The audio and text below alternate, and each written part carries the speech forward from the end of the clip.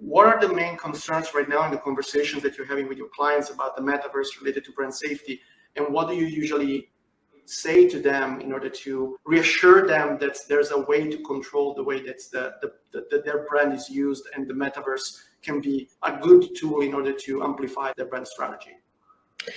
I think it just really depends on the way the brand approaches the metaverse, because yes, of course, you can allow people to use your brand within it, but at the same time, particularly in the premium kind of luxury end of the market, it has historically been about control of the brand, and everything that is around the brand. They're excessively protective over what goes into their digital presence, or any type of presence, really. And it's the same kind of approach with any activities in the metaverse, where the brand can, if not fully control, but at least control how they present themselves, like what their space is going to look like, what is the storyline that they are putting and projecting within that space, and controlling the narrative within it as well. So I think for brands, it's really important to listen to their users and their consumers. But if we think about luxury, realistically, their target consumer groups is not necessarily creators. Yes, they want to appeal to that group, and they want to have the presence, and they want to build the awareness, but they're not their core kind of target market that would go and create their own world or build things around it. It's more around presentation, around experience. And that's where we're seeing brands really looking to create a consistent experience across digital platforms, whether they are presenting it on their standard e-commerce website or whether they go into the central end. The consistency of experience and the flow and what people do and discover within it becomes extremely important from the visual presentation perspective.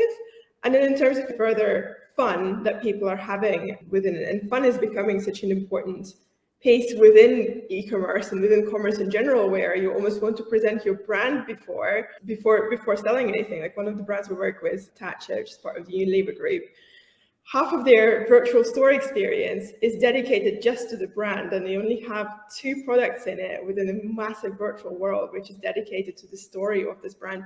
So that's what becomes more of the brand presence. It's not necessarily just about the product or how they can place themselves there. It's just about the whole kind of brand universe of portrayal within the digital environment. And storytelling is what I believe the art of the metaverse.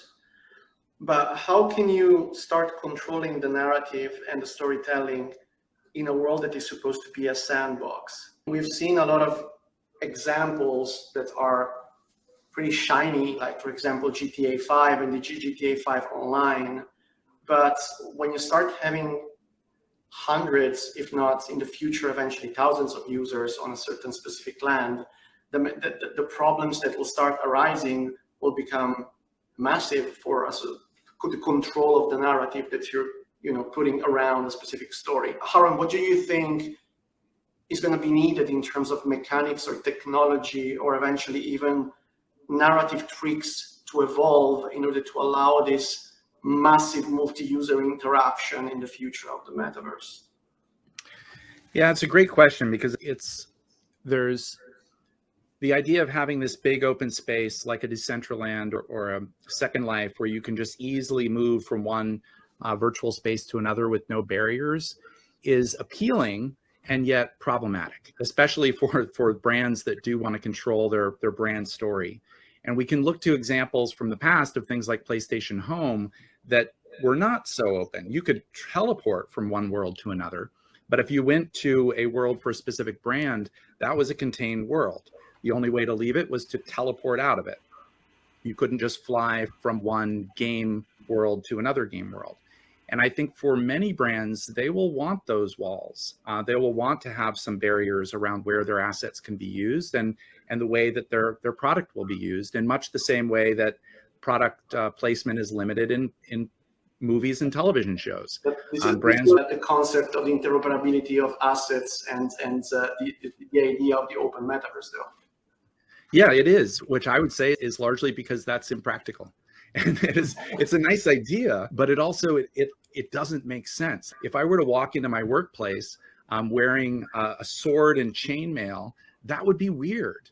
And the same thing is true in a virtual space, that if I'm in a space and I'm supposed to be conducting business, to show up wearing something from another universe that doesn't really fit, or to mix match my brands so that I'm wearing a luxury brand clothing and then doing something that is embarrassing to that brand, in the same way that they wouldn't allow that in a television show and say, no, you can't use my car to rob a bank because that will make my car look bad in the eyes of consumers.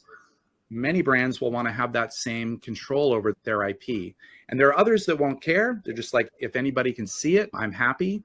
And so I think there has to be room for people to be able to control where their assets can be used, and also the ability that if people don't care, to be able to use it anywhere. But it's not like we're imagining this. Like, we've seen this happen in Second Life. We've seen people do brand knockoffs of objects and bring it into the world and do things that maybe don't put that brand in the best light. So I think we've already seen just that total freedom to do whatever is not what the brand holders really desire. And we have seen this already with Hermes, that has been suing the Birkin NFT, the company that produced the Birkin NFT, because that was a knockoff that has been sold as an NFT.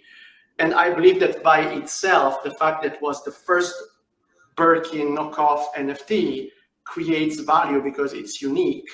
And I believe that now the owner of that NFT is very happy that Hermes has been suing the company, because obviously now he's cashing in on these unique assets.